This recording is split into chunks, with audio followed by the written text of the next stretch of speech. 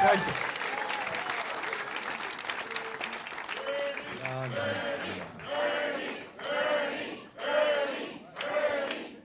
As we will discuss in a moment, it is us, not me. And I'll get into that in a moment. I want to thank all of you for coming out this evening. And I'm here to be frank with you, to ask for your help in winning the New Hampshire primary. And with your help, we will win the New Hampshire primary.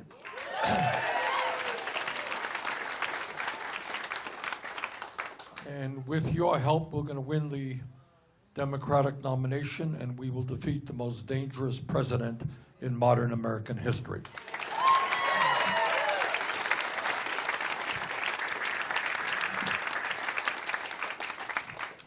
But our campaign is not just about beating Trump, as important as that is.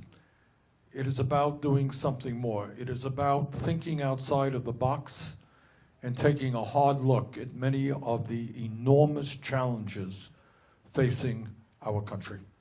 So I want to do something that I very rarely do before I go into my 4-hour speech. You didn't know that. We'll get you out here by midnight, don't worry about a thing.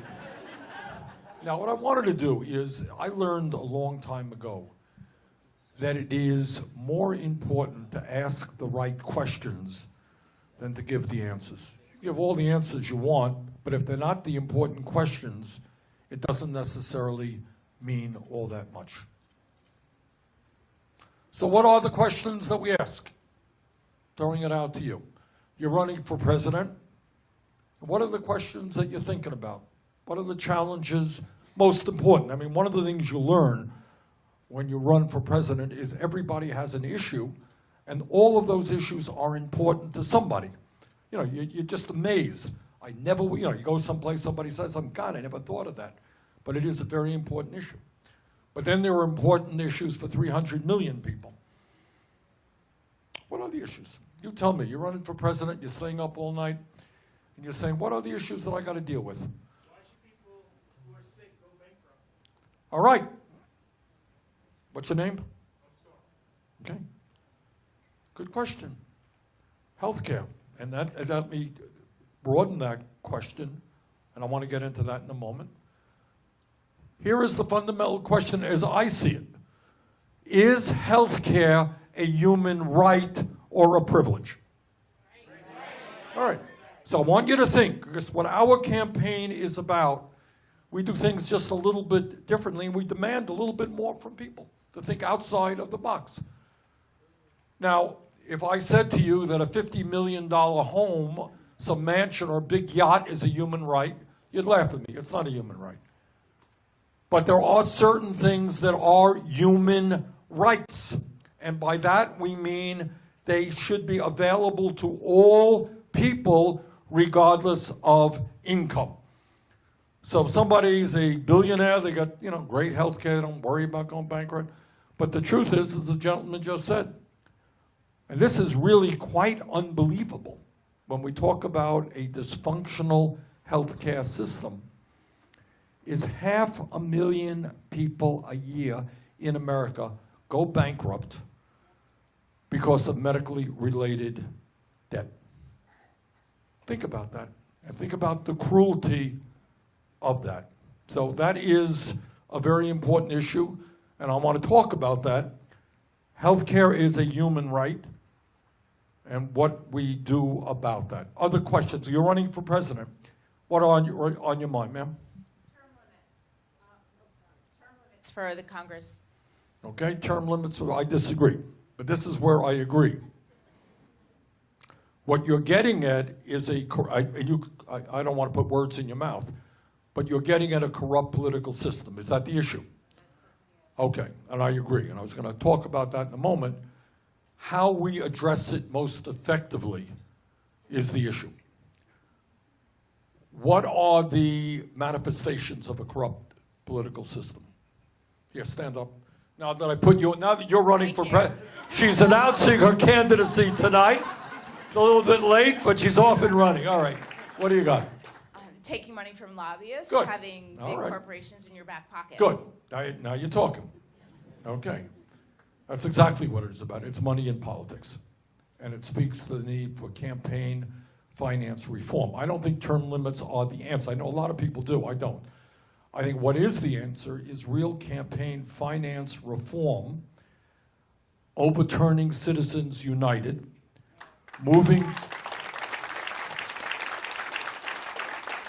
ending voter suppression so that everybody has the right to vote,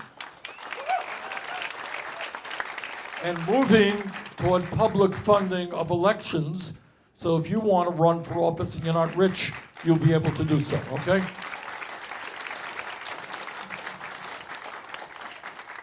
Yeah, what's on your mind? And by the way, so far we're 2 for 2.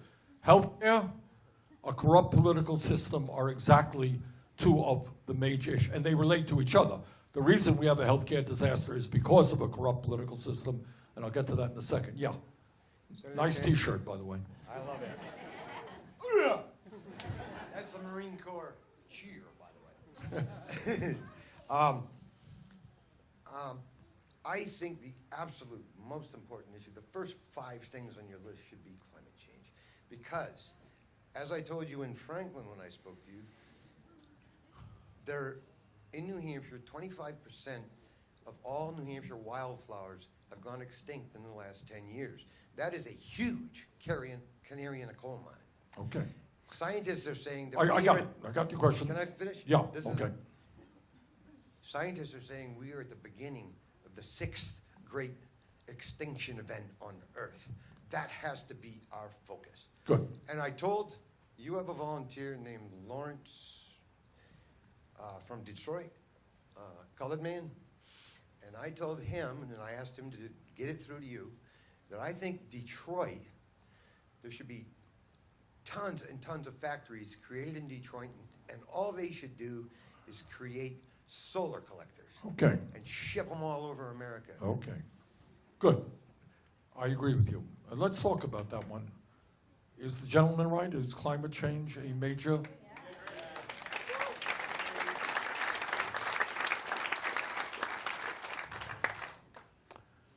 And I'm going to talk about that more later, but he's absolutely right. Climate change is, one of the difficulties that we have, and I'm giving you advice so when you run for president, you can handle it better than me, is sometimes the issues are so daunting and so big that people want to run away from them.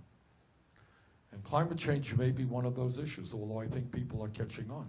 Who knows, just as a tiny example about climate change.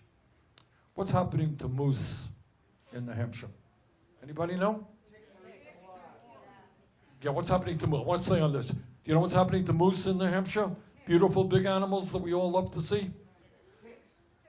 The ticks are killing them, and that's because the weather is warming and not, cold weather is not killing the ticks. And that's true in other states as well. But I want to talk about climate change in a moment, but I think climate change is an incredible threat to our country and, in fact, to the entire planet. Yes, ma'am, did you want to? No, okay, just stretching, okay. I see a hand way back there. Ma'am, what's on your mind?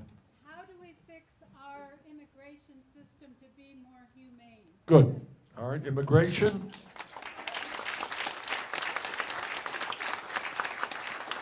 Okay. You guys are doing great. You're 4 for 4. All right, immigration reform. And rather than demonizing undocumented people, how do we move to comprehensive immigration reform? Okay, I'm going to talk about that. Other issues on people's mind. Ma'am, right here. Stand up. There's a mic coming right to you. Education to me is my most important thing. I don't care if it's free or not free. We've got to change how it's taught. And I've been a teacher, my husband was too. Elaborate on that. We've got to do, well, because our teenagers don't have a way to work. All of our kids did paper routes, and they learned to take lessons from other people. Now they're just standing in front of seeing people get shot online. What we got to change this and get mentors. We have to pay mentors in business to teach these kids how to do things and earn a little bit of money while they're, instead of drugs and getting bored, Good. they won't get bored. And we've got to work on this. And Good. it's something. Good. So Good. could go on. Okay, education, absolutely. I want to talk about that. Yes, ma'am, right here. Stand up, there's a mic right next to Sure. you. I went on disability 10 years ago, but I'm healthy now. So I went back to work, and I ended up getting penalized. I'm $80 over the poverty level, so I lost help for Medicaid coverage. I have over $1,000 in prescriptions a month, and every January I have to come up with $450 on partial disability. Okay, okay. So it's a broken system. It is a broken system, and there are many, many, many people with disabilities in this country, and it's an issue, by the way, we don't talk about enough. I was just talking, you probably don't know who he is. Senator Tom Harkin from Iowa was the founder. He was the one who created the Americans Disability Act. I just talked to him this evening. It's an issue that we need a lot more work on. Thank you very much, ma'am. Yeah. I'm sorry, I didn't hear that. Getting Wall Street under control, bringing back the Glass-Steagall Act to protect Good. everyone's investments. Good. What that begins to speak to is the issue of corporate greed and corporate power, which is an issue that I think it needs an enormous amount of attention. Thank you. Okay, what else you got? Yes, stand up. You got a mic?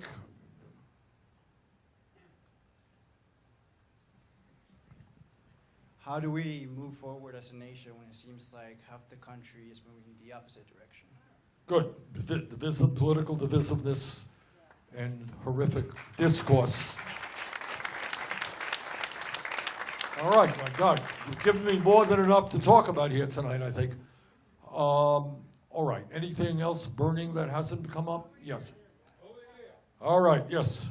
Equal rights. Good, equal for everybody. Very good. Thank you. Yep, ma'am. Banning assault weapons. Gun safety and banning assault weapons. Okay, good. Yep. Rural communities. Absolutely. Very good. Yes, ma'am. Student debt. All right. Okay.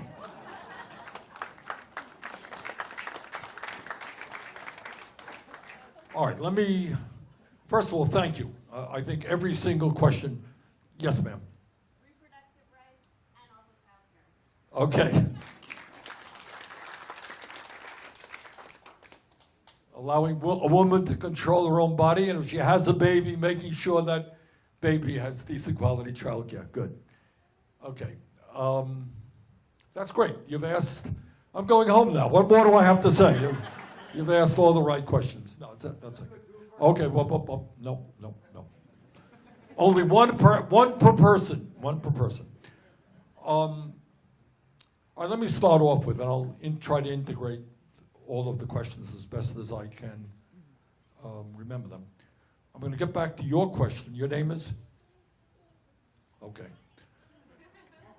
Our anonymous questioner, who raised a fundamental issue that relates to everything else, and that is money in politics. Okay? I'm a United States Senator, so I see kind of what goes on in Washington.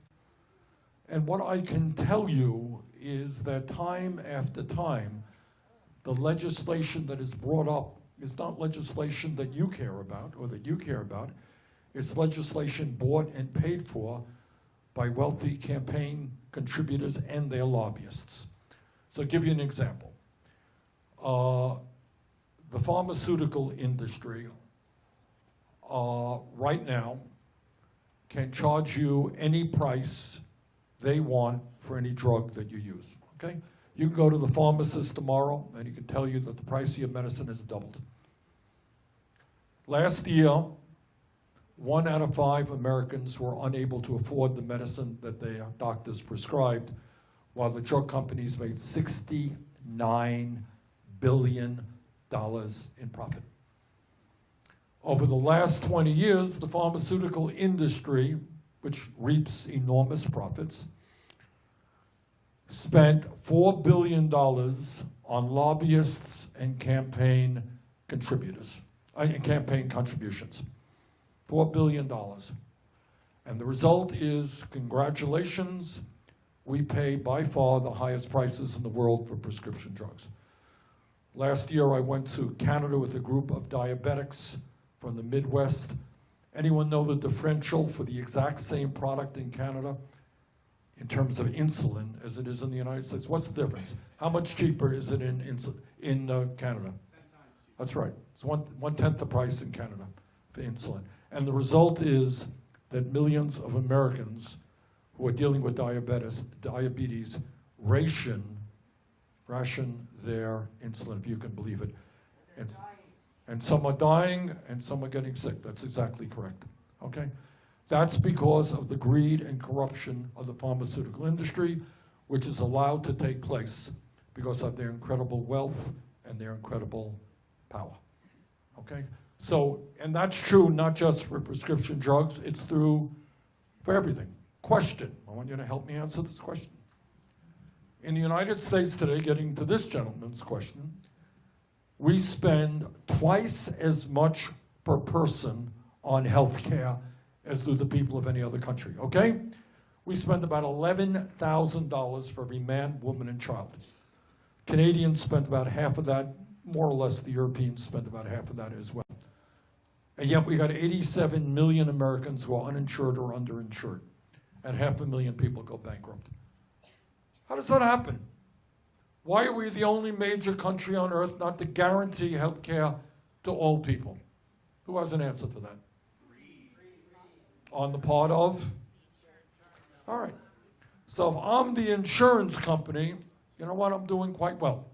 Actually, profits, you'll be happy to know that profits are quite high.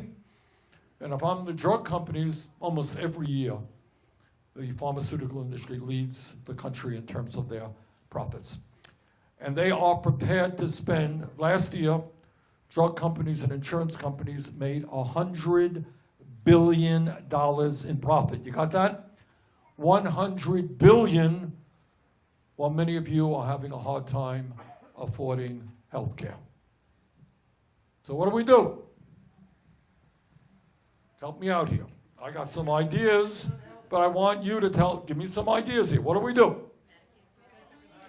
All right, well, raise your hand. Let's give me some ideas. I got some. Raise your hand. Yes, ma'am.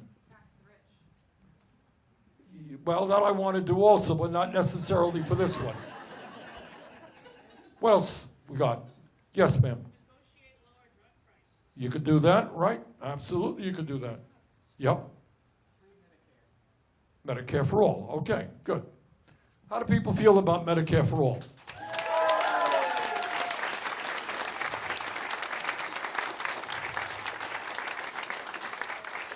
How do the insurance companies feel about Medicare for all?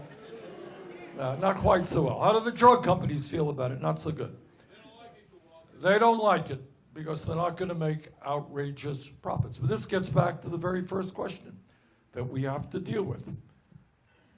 Is health care a human right? Should every person in this country be able to go to a doctor when they get sick? Or should we say, one second, or should we say, I'm sorry, you don't have the money, you can't go to a doctor when you're sick?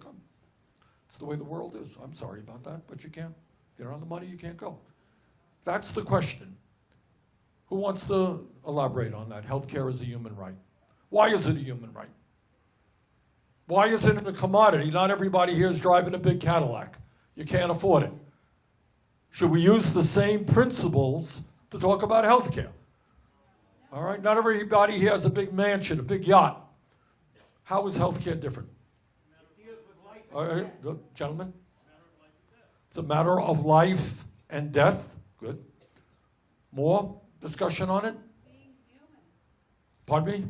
Being human. It's being human. More thoughts on it? Good. Yep. The woman without a name. It's Tina. All right.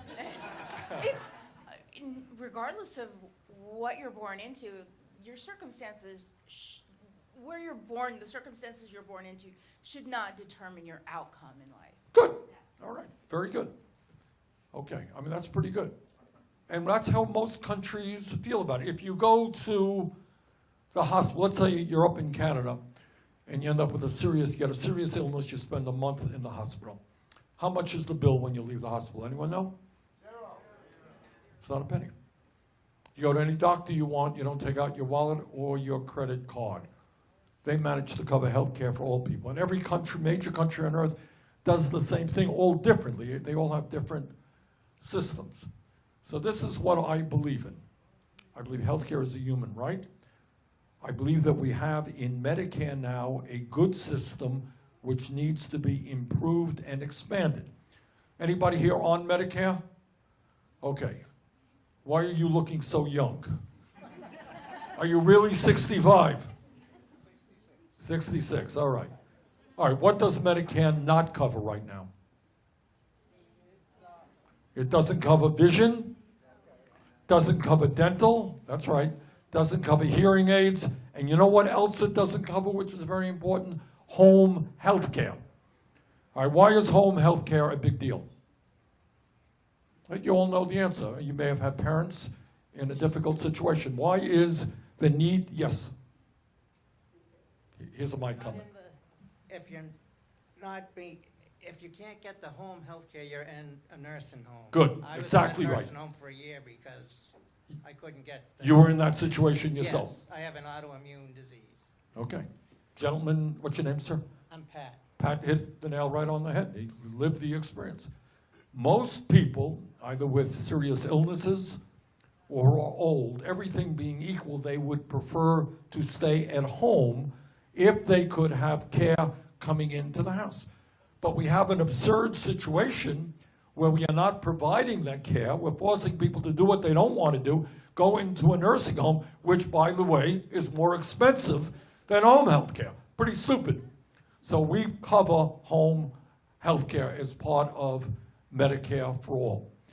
Now, the other thing that we do is when we talk about health care as a human right, what it means is that regardless of your income, you should be able to go to a doctor when you need to, okay?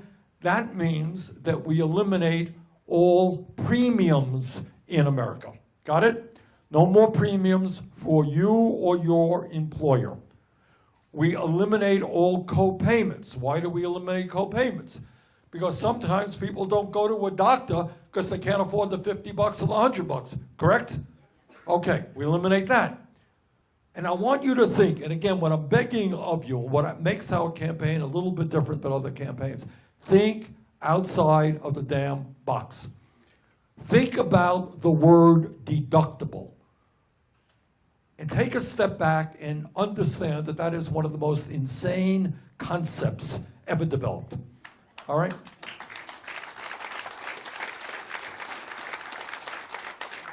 When you talk about insurance, you talk about coverage, all right? I've got insurance, I get sick, I go to the doctor. But right now, because of the greed of the insurance industry, we have this thing called a deductible so that you may have insurance, but you can't utilize the insurance unless you pay off your first X thousands of dollars. All right, help me out here. Deductibles, how much deductibles, what kind of deductibles do people have here? I got 5,000 for the family or for yourself? Okay, that's right, that's another issue. Good point, okay? All right, 5,000, 7,000, meaning you have to spend $7,000 out of your own pocket before insurance kicks in? Jesus. And your teachers. That's extraordinary. Okay, tell me about deductibles. Anybody else want to reveal their deductibles? Yeah. $2,000, okay. Anybody else in the back there, sir? My wife was on the ACA. When it came for her cataracts to be done, the bills were paid out of my savings. Out of your savings, okay. Deductibles, anybody else? Yes, ma'am. 13,000. All right, now I raise these issues because there is a lot of discussion, and good discussion. It's appropriate. How do we pay for what we want? Okay? Am I here to tell you that Medicare for all is free, that nobody has to pay for it? Of course not. Healthcare is pretty expensive. So we have to look at how we pay for healthcare. All right, so we talked a little bit about deductibles. Tell me about premiums. What are people paying in premiums a month? You're paying $10,000 a year in premiums. Do you have a deductible? Come up here, Dina. I don't mean to embarrass you. She tried to hide, and here she is on NBC. All right. Here is the point. When you hear people saying, how is Bernie Sanders going to pay for health care? Tina is, tell them again, what's your deductible? $13,000 for the two of us, over $10,000 a year in premiums. That's Not how, including dental or eyes. that's how we're paying for it. That's how you're paying for it now. Totally absurd, totally regressive, totally unfair, all right? So health care has got to have to be paid for. I'm not here to tell you that Tina shouldn't pay anything, but that's a hell of a lot for what I assume is a middle-class family, yes? All right. Who else wants to talk about premiums? Yes, sir. I have a 3-person law firm, and we pay the entire amount for everyone, and it's $34,000 a year. For 3 people? 3 families. 3 families. But one of the lawyers is single. So one single guy, 2 families, $34,000 a year, and that's money that would be going into everyone's pocket if we didn't have to pay that. Thank you. Okay.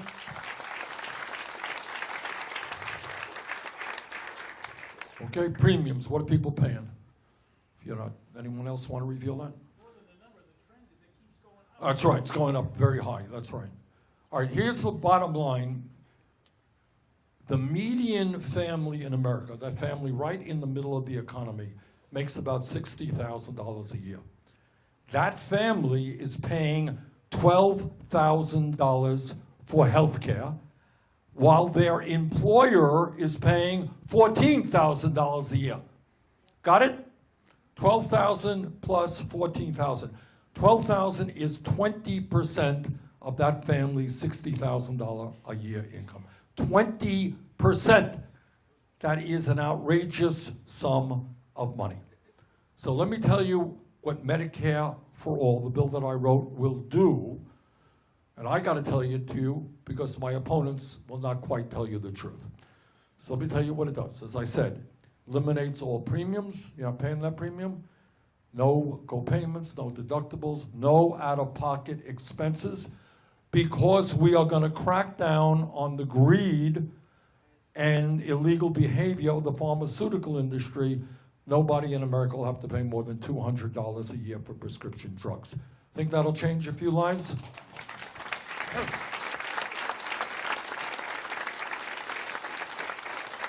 All right, how do we pay for it? Well, we pay for it through a number of ways, and I won't go through all of the ways, but I'll tell you, one of the main ways that we pay for it. What we propose is a 4%, remember, I've gotten rid of all your premiums and all your co-payments and all your out-of-pocket expenses.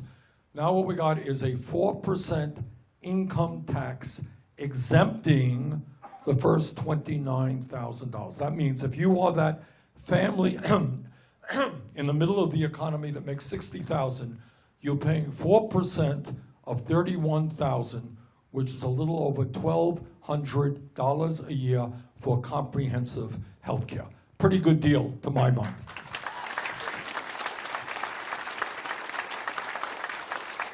And far less expensive than anybody else's idea that is out there. Now, why can we do that?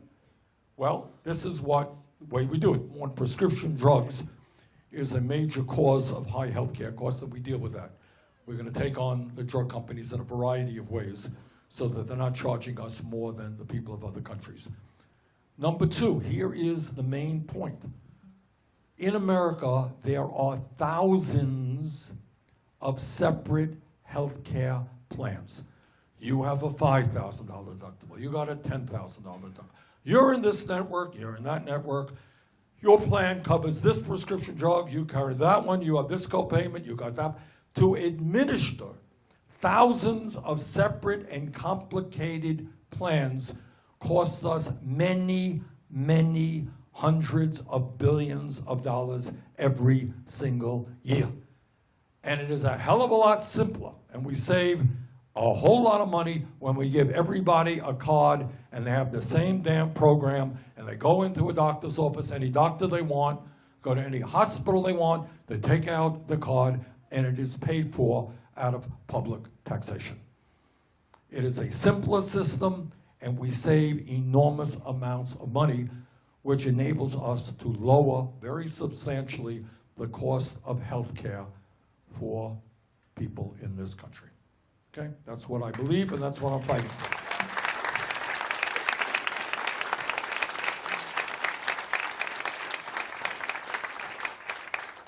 The other thing that we do is do a better job when you're out of running a healthcare system designed to make money for the insurance companies and the drug companies. Your priorities within that system become different.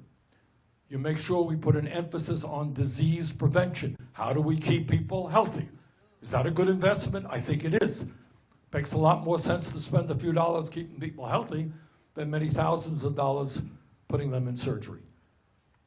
And that's very important. What primary health care we're very weak in. Put more emphasis on family-based physicians than we are doing right now. Okay? That's the issue of health care. All right, let me get to another issue that the gentleman raised, which is of enormous consequence, and that is the issue of climate change. All right? What do we do about climate change? We have a president of the United States who thinks that climate change is a hoax. Is Donald Trump a self-described genius? Is Donald Trump, once again, right? All right, what are the scientists telling us about climate change? It's happening and it's our fault. It's happening and it is man-made, but more than it is happening and man-made, what else are they telling us lately in the last year? They are telling us, and this is scary stuff, that they have underestimated the degree and speed in which climate change is ravaging our country and the world. Scientists have told us for decades that climate change is real, caused by human activity. But what they're saying now is they underestimated the severity of what climate change is doing. And I want you to think about this for a second. Climatologists, they don't look at they're not the weatherman looking at the weather tomorrow. They're looking at climate over millions of years in trends. What is unbelievable and incredibly frightening is we are literally seeing changes in our climate in our own lifetimes with our own eyes. All right, we're seeing changes in a few-year period instead of millions of years. And what they tell us, the scientists are telling us, if we continue pouring carbon into the atmosphere in the way we are doing it now, that by the end of the century, it's 80 years from now, this planet will be some 7 degrees Fahrenheit warmer. Now that may not seem like much. That is an extraordinary increase. Okay. What does that mean? All right, you tell me, what does it mean? What will 7 degrees by the end of the century mean for our country and the planet? Who has thoughts on that? Extinction. Hold it one at a time. All right. It's not going to be it'll be extinction of many species, not of humanity, but it will, what does it mean? Yeah. Less arable and less livable land. Okay. What it means with more drought, what it will mean that farmers will have shorter growing seasons, producing less food, and by the way, the quality of the food will, in terms of nutrient value, decrease as well. What does it mean around the world if people were growing food in their community and now they can no longer grow food or find drinking water? What do? They migrate. And what the United Nations says is that by the end of the century, we may be looking at hundreds of millions of people in forced migration, which leads to huge international security issues. Because when millions of people go marching into somebody else's country, they may not be particularly welcome with open arms. So you got that. What else do you got in terms of rising sea levels? What you got is, they are telling us that the polar ice caps are melting at a far faster rate than they had expected. The oceans are warming, and the combination of those two factors are causing sea levels to rise, meaning that before the end of the century, cities like Miami, New Orleans, Charleston, South Carolina, maybe New York City, will be partially or significantly underwater. It means that countries like Bangladesh and Vietnam, or low-level countries, may be underwater, because you're seeing very significant increase in sea levels. It also means that when oceans are melting, when oceans are warming, fish are dying. And you got hundreds of millions of people who depend upon fish for their protein, and they're not going to have that. It means more extreme weather disturbances, massive downfalls of rain and flooding. So it means an increase in disease, because bacteria thrive on warmer weathers, and that will spread to parts of the world that did not have particular diseases. That's what we're up against, okay? Now, what makes this issue even more difficult is it's not just an American issue. If by some miracle we did all the right things tomorrow, you still got to worry about countries all over the world. So I have been criticized because we have developed the most comprehensive and very expensive plan to deal with climate change. It's based on the principles of the Green New Deal. And what it means is that we will move as fast as humanly possible to break our dependence on fossil fuel and move to energy efficiency and sustainable energies like wind, solar, geothermal, and other technologies.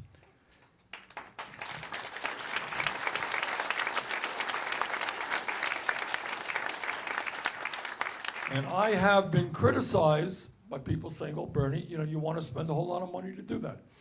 And it's true. But you tell me what the alternative is.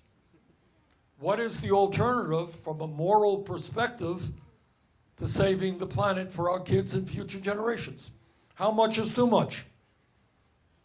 So the point here, and which gets back, by the way, also to Tina's first point about money in politics, is I want you to think about this. Think about a fossil fuel industry, coal, oil, gas. People in that industry, they're scientists who are nobody's fools, understood for decades what carbon was doing. And what did the industry do when their scientists told them that carbon was warming the planet? What was their response?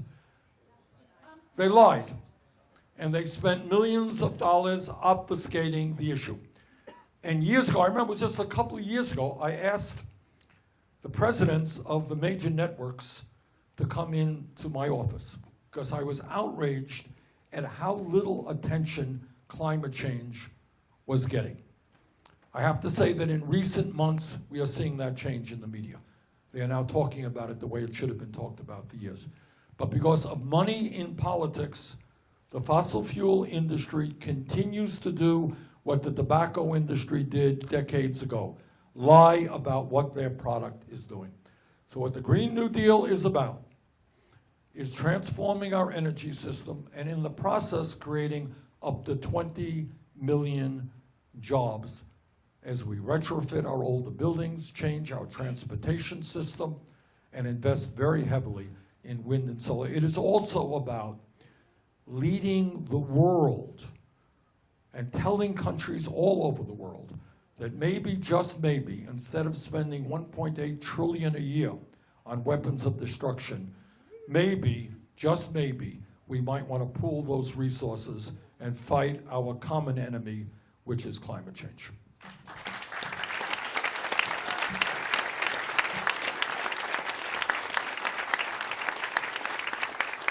All right. We had a comment earlier on from the woman in the back about immigration. Yeah, so let me just say a word on that. I get disgusted that we have a president who is trying to divide the American people up based on the color of our skin or where we were born or our sexual orientation. And certainly one of his targets are the undocumented people in this country.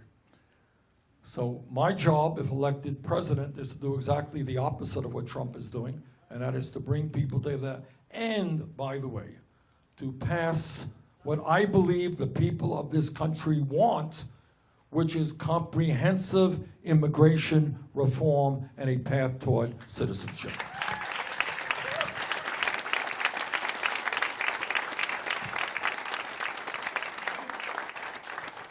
All right, there are other issues that are out there. Not only do we have a broken immigration system, we have a very broken criminal justice system. And this is one of those issues I will confess to you that over the last 4 or 5 years I have learned a whole lot about. I did not know as much as I should have. But this is a really, really broken system. All right, for a start, we have more people in jail today in America, the richest country on earth, than any other country on earth. We have over 2 million people in jail. Why is that? Why do we have so many people in jail? Why do we have more people in jail than China, which is a communist authoritarian country? How does that happen? All right, well, there are a lot of reasons, but one of them is that we do not invest in our kids in jobs and education, getting back to your point, but we do invest very heavily in jails and incarceration. And I think we got to change that dynamic.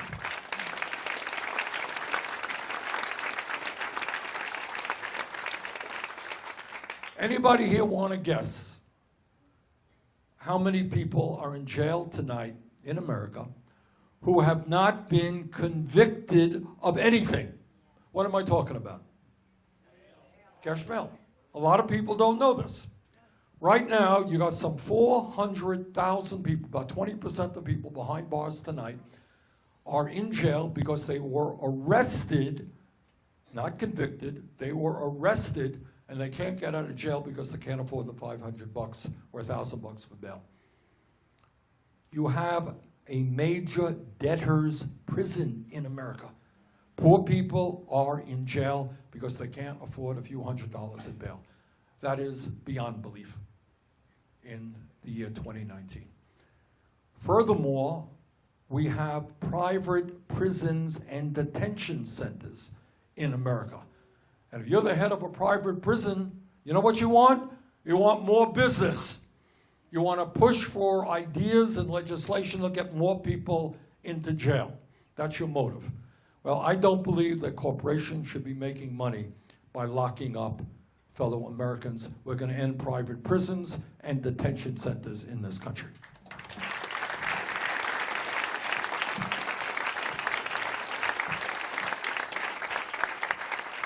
There's another issue tied to criminal justice. Some of you will agree with me, some of you won't. It is, in my view, the time is long overdue to end the so-called war on drugs.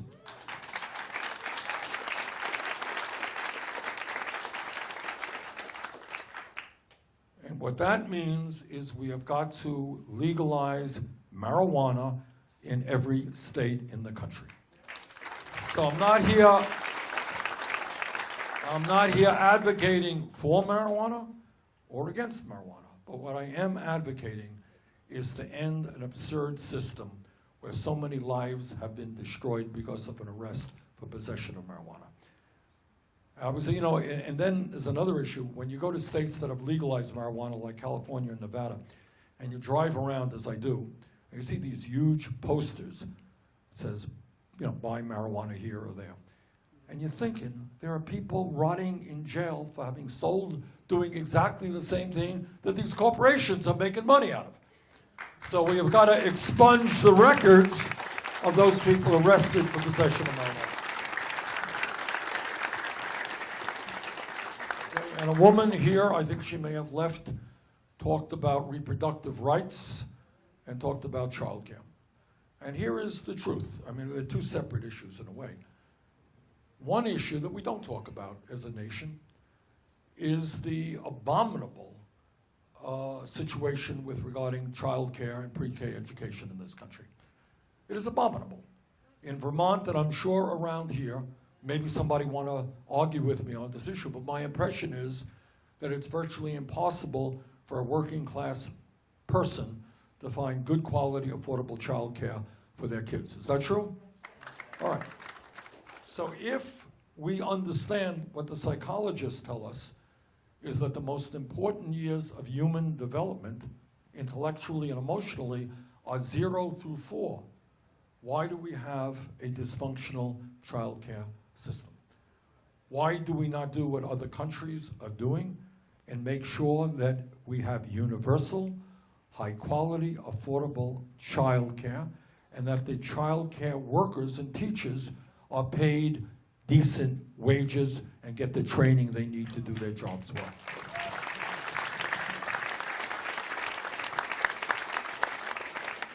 The other half of that question that she asked was a woman's reproductive rights. Let's take a step back on this one. And I know this is a controversial issue.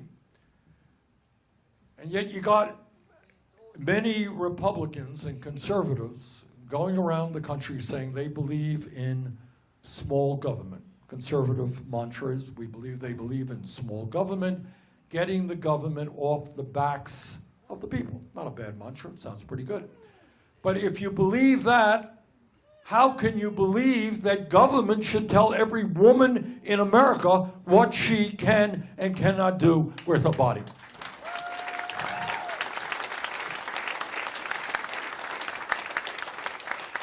So my promise to you is that if elected president, I will never nominate anybody to the Supreme Court or to the judiciary who is not 100% pro Roe v. Wade.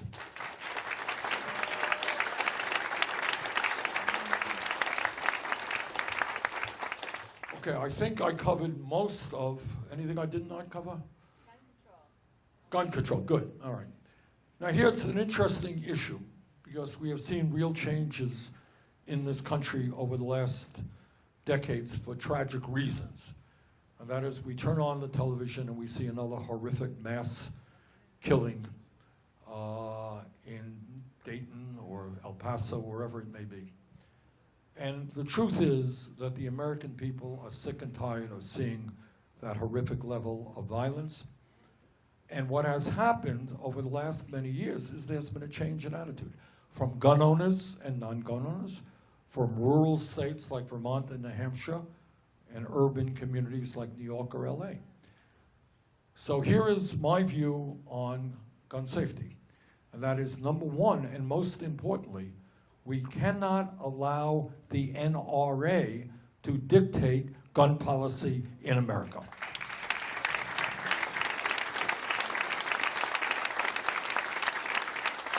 And it really is amazing, and again, it gets back to money in politics.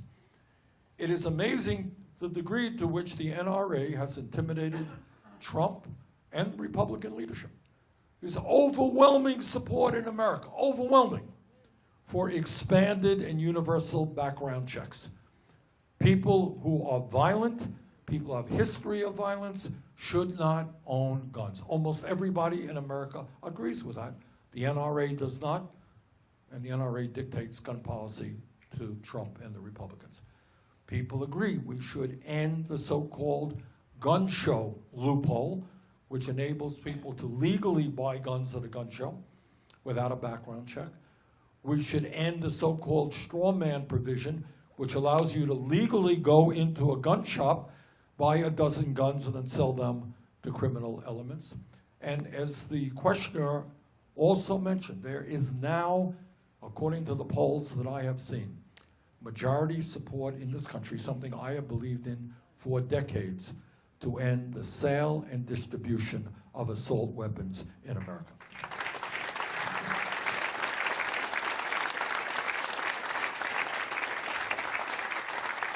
And there's more that can be done, but I think that is a good start in what the American people would like. All right, before it gets too late, people have any questions or comments on issues that I didn't touch upon? Yes, sir, right here. Bernie, in with approving aid to Ukraine. In 2018, Trump didn't have any problem with aid to Ukraine. Why did he find religion in 2019? And why is the only kind of corruption that he's worried about corruption that makes Joe Biden look bad? Well, I think you know the answer to that. And in case you haven't heard, he's being Good. impeached for that. But, you know, look, I don't want to spend a whole lot of time on Donald Trump. It's not worth it. All right.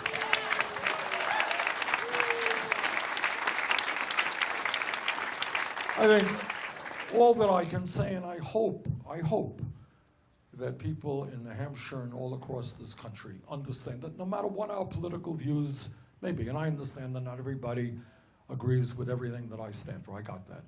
But I do hope that people, whether you're Republican, Democratic, Independent, whether you're progressive, conservative, moderate, understand that it is not acceptable in this country that we have a president, and it gives me no pleasure to say this, it really does not. I have conservative friends, you know, and we disagree and politically it'll make them bad people.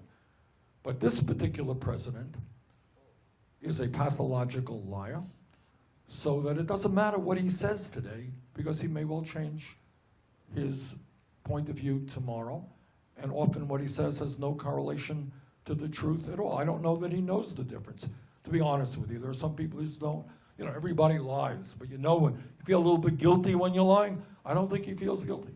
I don't know that he knows the difference between truth and lying. Well, that may be too. But I think also you have a president, again, it doesn't give me any pleasure to say this, who is a racist, that's clear, who is a sexist, who is a xenophobe, doing what demagogues always do, picking on a minority. In this case, his major minority are undocumented people in this country, who is a religious bigot, going after Muslims, and who's a homophobe, I think. So this is not somebody who has the temperament, and I hope that people understand that no matter what you think of this policy or that policy, this is not somebody who we want to see our kids observe on television. You know, not somebody who is somebody, you know, we want a president, I think, who is respected around the world. Nobody's going to agree with everything any president does. There's always conflict. But at least you want somebody who you say, well, you know, he's honest, she's honest, and somebody who has respect around the world. That is not who this president is. So it will give me great pleasure for a dozen different reasons to defeat Donald Trump.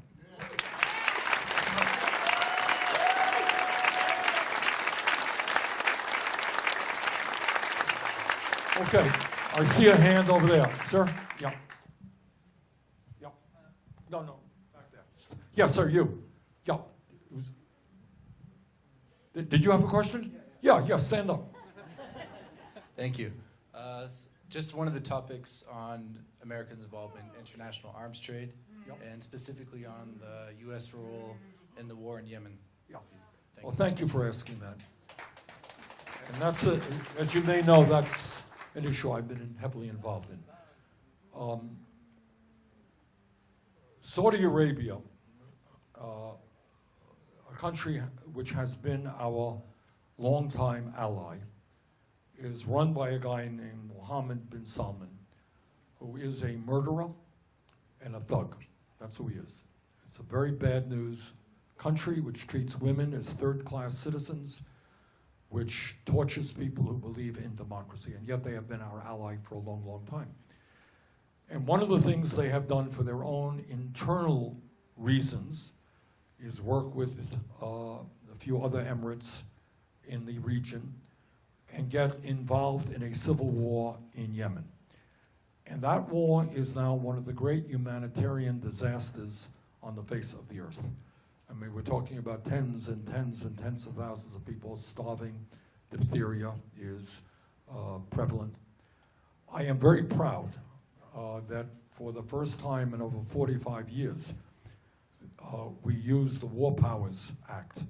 War Powers Act was developed when Nixon was president in an understanding of how Vietnam was created, the war in Vietnam.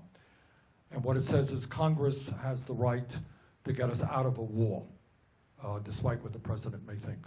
So I'm proud to tell you that working with some conservative Republicans, we actually, for the first time, using the War Powers Act, had a majority vote in the Senate, followed by a majority vote in the House, to get the U.S. out of supporting Saudi Arabia in Yemen, get us out of that war.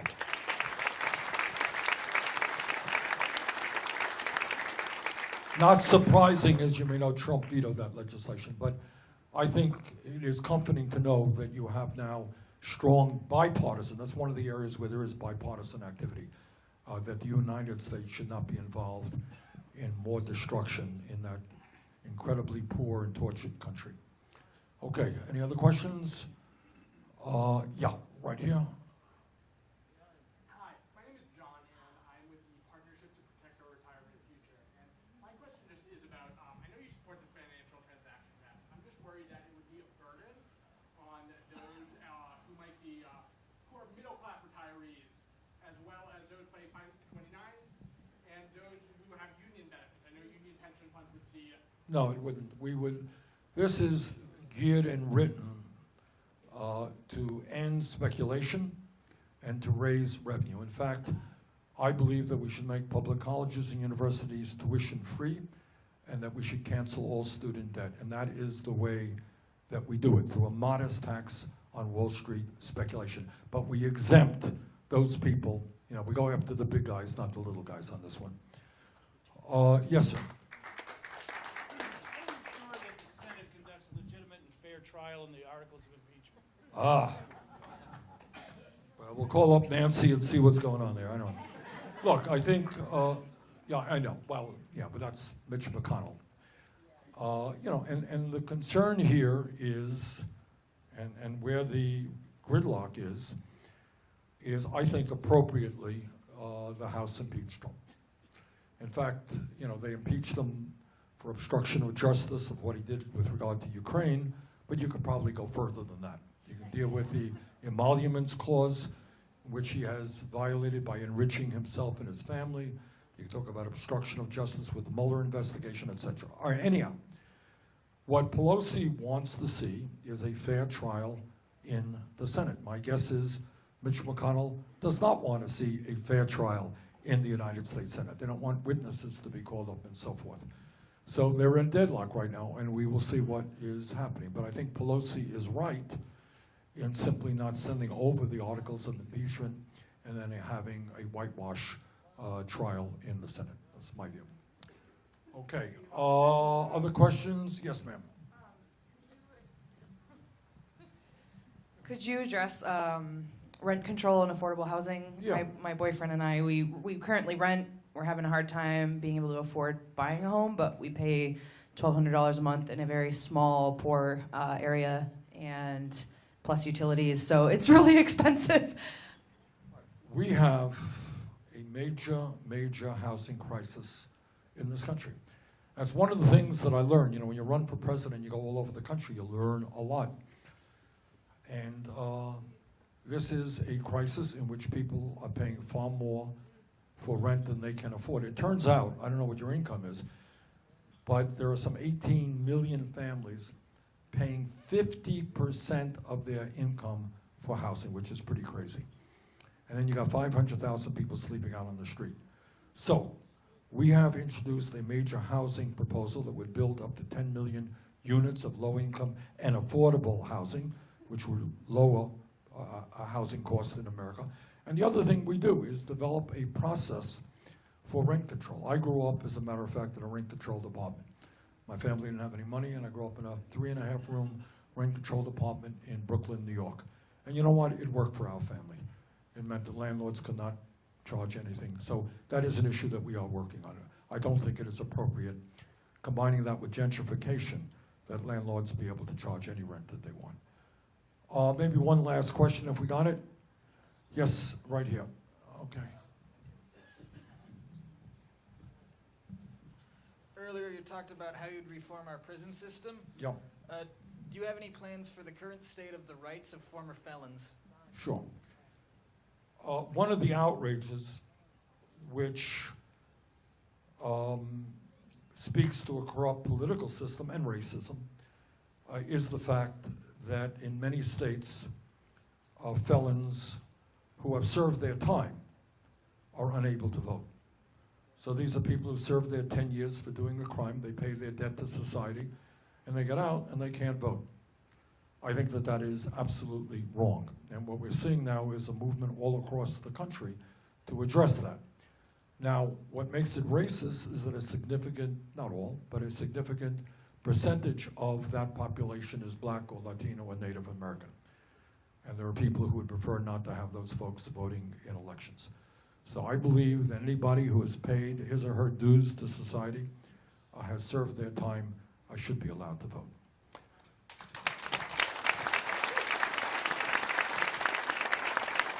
All right, let me just wrap this up by getting back to where we began. Defeating Trump is enormously important, and I happen to believe that I am the strongest candidate to do that.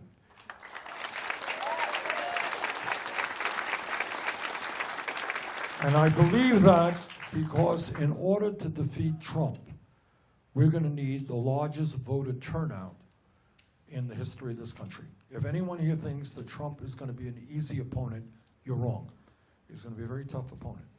And the way we beat him is by having a huge voter turnout, of getting working people who have given up on the political process to start voting, to get young people to start voting in much higher numbers than has previously been the case. And I think that our campaign is uniquely in a position to do that.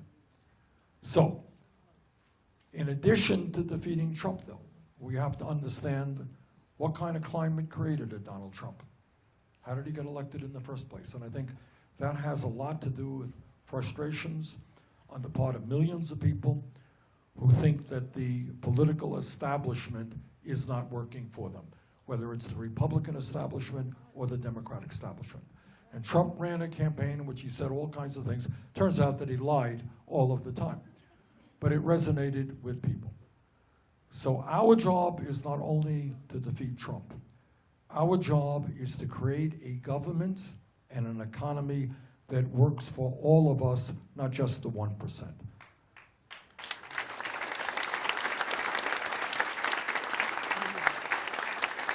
And that means, that means an agenda that works for working people, raising the minimum wage to $15 an hour, equal pay for equal work, making it easier for workers to join unions, making sure that for large corporations, workers sit on the board of directors and have stock options as well. Making sure that we reform in a big way our educational system from childcare to graduate school, making it affordable, and making sure, by the way, that we bring the best and the brightest into teaching, because we're going to pay them the salaries that are commensurate with the important work they do. And in my view, that should be at least $60,000 a year for a public school teacher.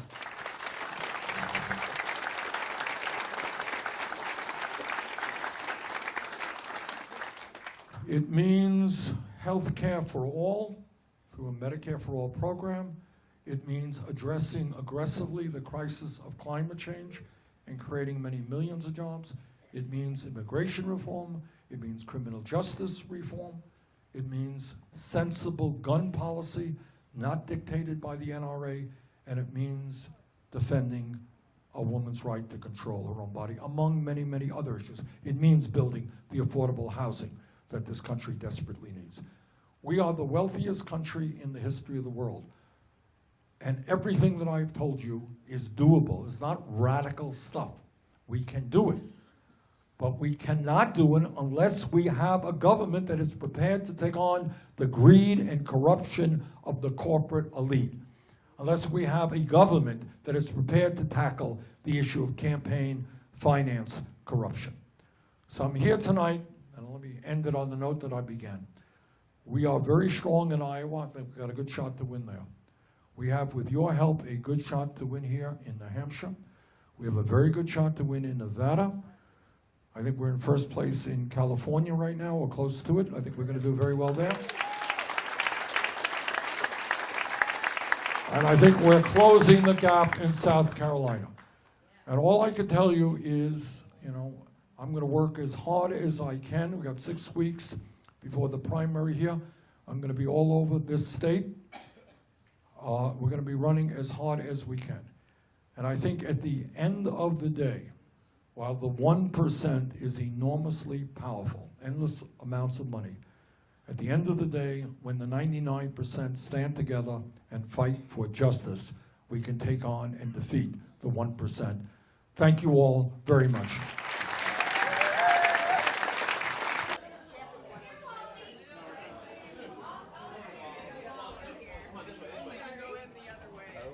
Oh, no, don't bowl over the reporters, that way. Wally, come here. Wally, there's two. I'm gonna sneak back in this.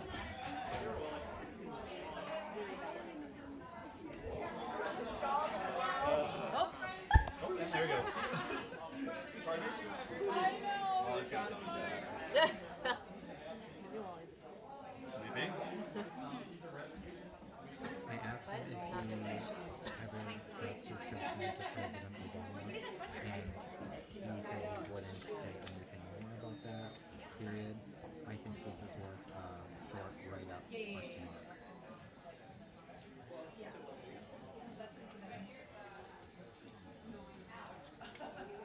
Because he has been confronted twice about this at his events.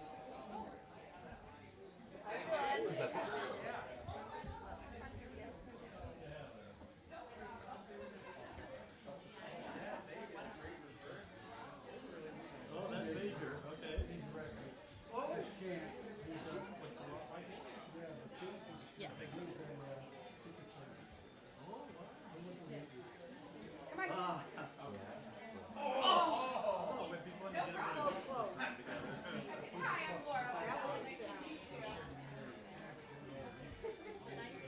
Wow.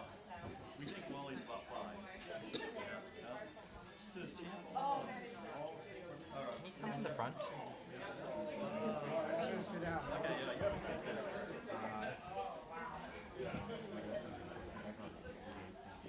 So, yeah, we're 7-0. What can I get you to drink?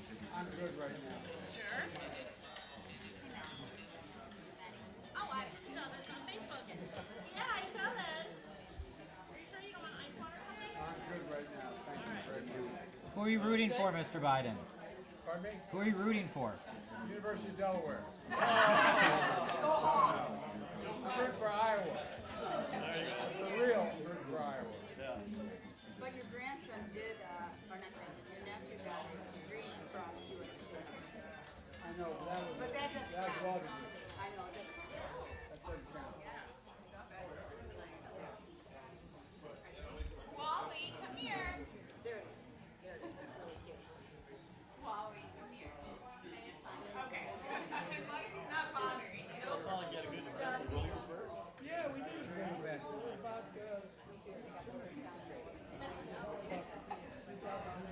Yeah, I'd say that's a pretty good percentage. Hi, Wally's crazy. Be gentle. Go sit. Say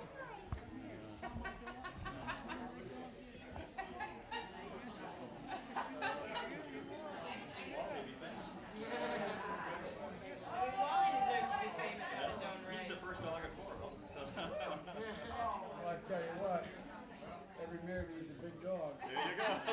Wally just got in trouble because his tail kind did not go from here.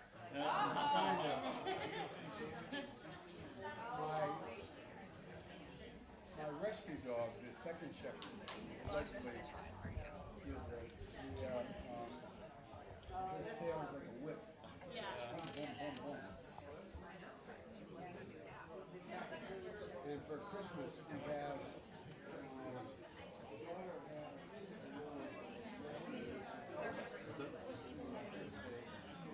my granddaughter has a little mixed Polish holiday.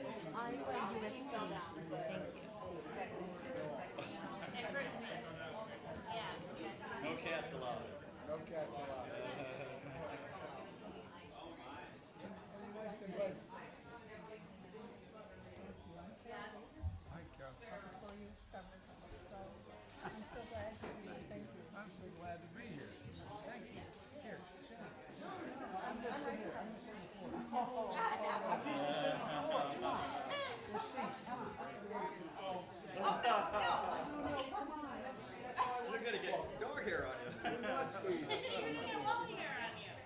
got dog hair all over me. You can't even see it.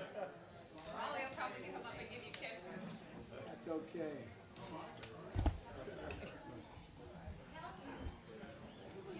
First and goal. Oh boy. I know, I don't even know how that happened. Turnover. No, they. Our defense will be good. All right.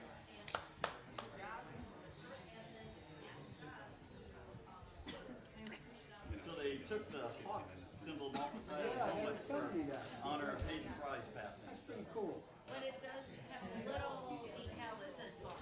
Yeah. Wow. Yeah, for And they left former it in that athletic font. director.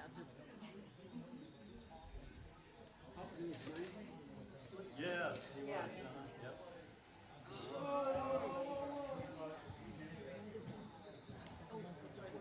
Years ago, we renamed First Avenue Horrible Hayden Fry Way. So, Oh, is that right? yeah, yeah. And we've always had a celebration in the fall for Fry Fest. To Looking celebrate. at the vice president sitting on the floor by himself. Come over by the rug. Come on. Join me. Hi, Joe. We can start a rumor. Yeah, there we go. They're hanging out together on the floor. I saw your butts down there. Looks nice. Oh, it's a terrible thing to bring in the neighborhood, man. I met your neighbors and their children. Oh, yeah. Oh, good. Oh! Darn. Did you sign a baseball for him now or something like that? I will, but the kids wanted to see the bus. We took them on. Oh, that's what they wanted to say. Of course. Of course. That was nice of you. Everybody knows all my kids better than people. Kids are people. They're just small.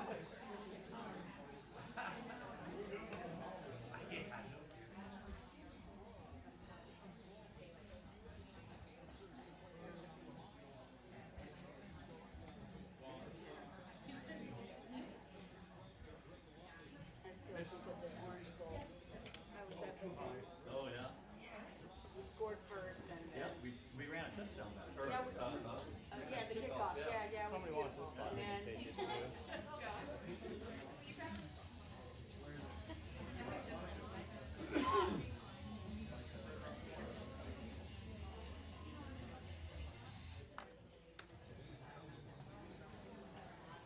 Thanks for bringing the pizzas, too.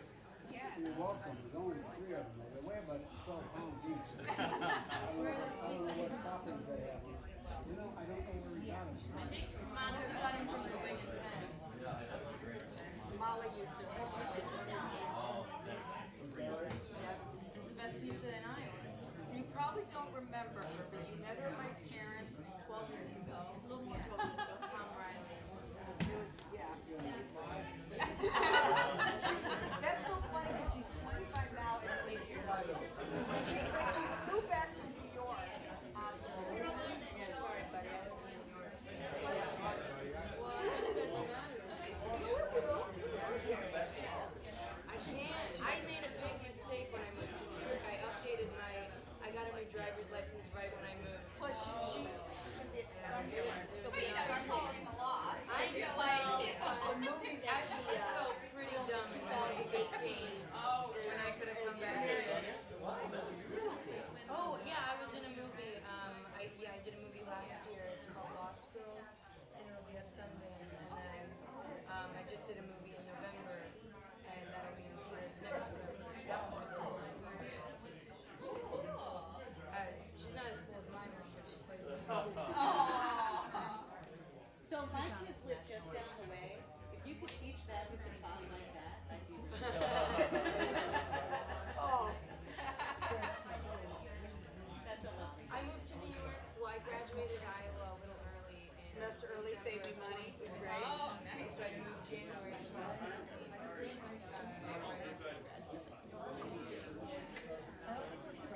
Right when I moved, I got very, very lucky. Yeah, exactly. My professor, We can be off to the right. We can be. and she liked me, and we started working together, and then I did some TV shows, and we no longer work together, but she was great.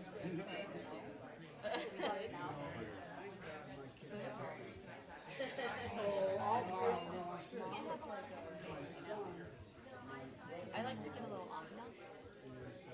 He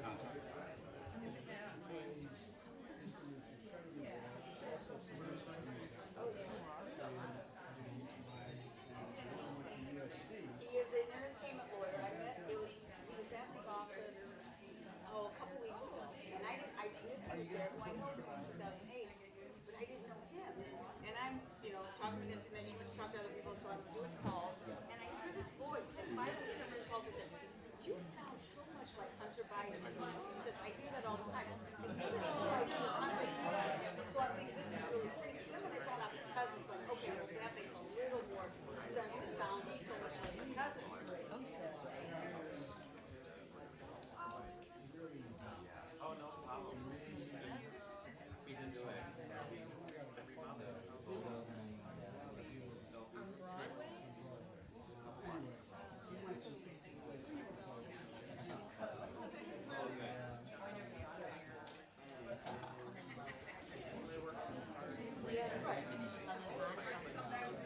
Thank you.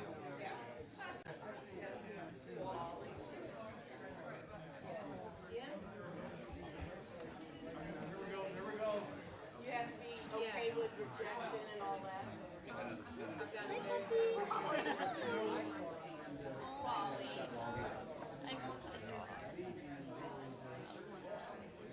Wally, here. Leave people with food alone. Do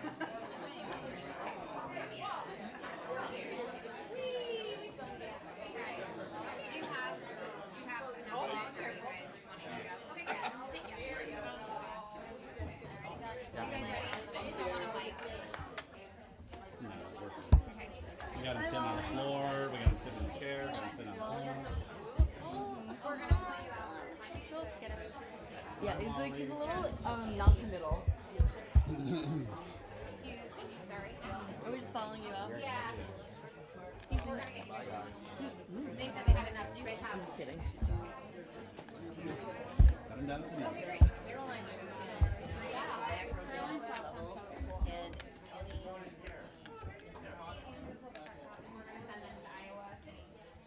Have a good dinner. Thank you so much. Wow, you're watching it in the little reject room?